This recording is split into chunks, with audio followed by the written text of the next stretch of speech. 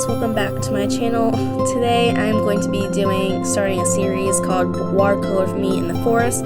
There's multiple books. I think there's 2 or 3 other ones. There's the ocean one and some more, I forgot them. But anyway, I'm going to be starting this one, Watercolor with Me in the Forest. It's a watercolor book and it's pretty thick because it has thick paper for the watercolor because you actually use watercolor in the notebook.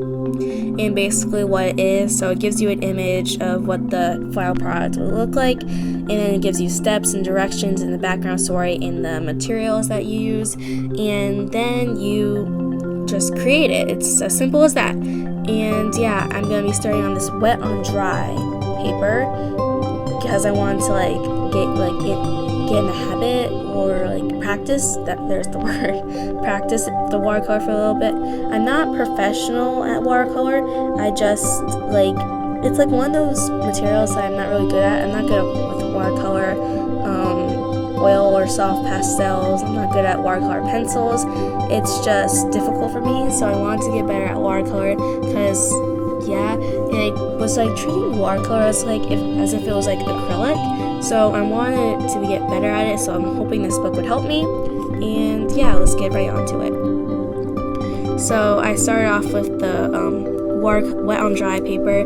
So you basically, what wet on dry means is when you just get the watercolor you put on the paper. There's no prior need for the paper. You just put the watercolor right on there. And yeah, and the circle one is just for the layers. This took me about maybe 15 minutes or so to fill in the boxes, but then not including drying time, so it was pretty quick. Next on the wet on wet meat paper thing. So the wet on wet is basically when you coat the paper with a layer of water, so it's the paper is nice and damp, so then when you put the watercolor on it, the watercolor kind of moves freely and makes this cool effect. So yeah, I decided to do that on wet dry to practice more. So here we go.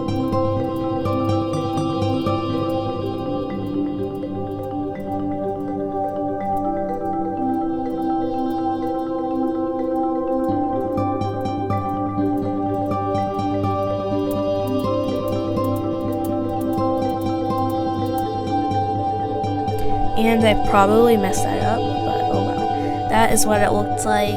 The bottom row is very messily mine, if you could not tell. So that is what my one did.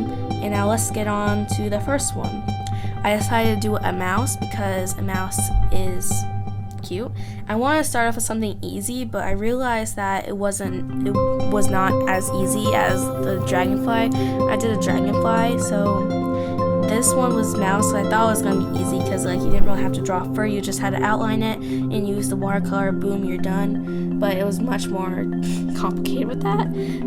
This book is for people who needs help with watercolor or just to do it for fun, and that was me. I wanted to do it for fun and for ability.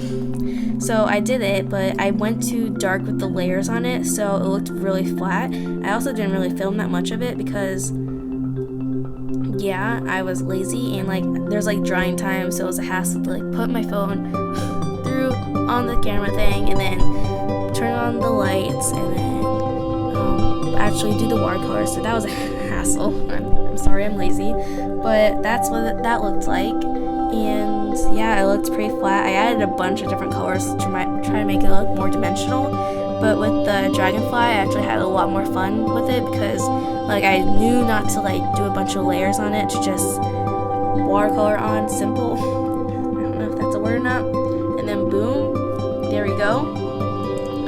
And so yeah, that's what I did. I outlined the dragonfly and then I went into watercolor. By the way, I was gone for a couple weeks because I was experiencing YouTube block. I had a bunch of ideas, I just didn't really come out to be doing them.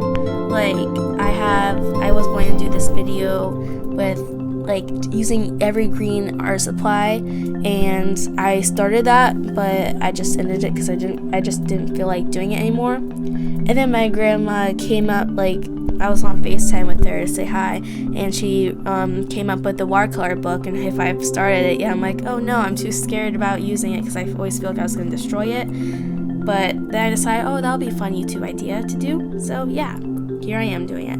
And that's how the dragonfly looks. And now, until the last one. That was a lot of words.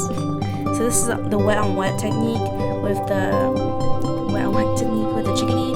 The chickadee looks really cute, and I feel like this is the best one I've done. It was this one, then the dragonfly, then the mouse. So, with the chickadee, I had more practice with it, So I had more practice with it, so I was able to do it. I also did not film that much of it. So yeah, I hope you guys liked the video. That's the final product. Please subscribe, comment down below if any ideas and videos you want me to do. So yeah, I hope you liked the video, and I'll see you guys next time. Bye!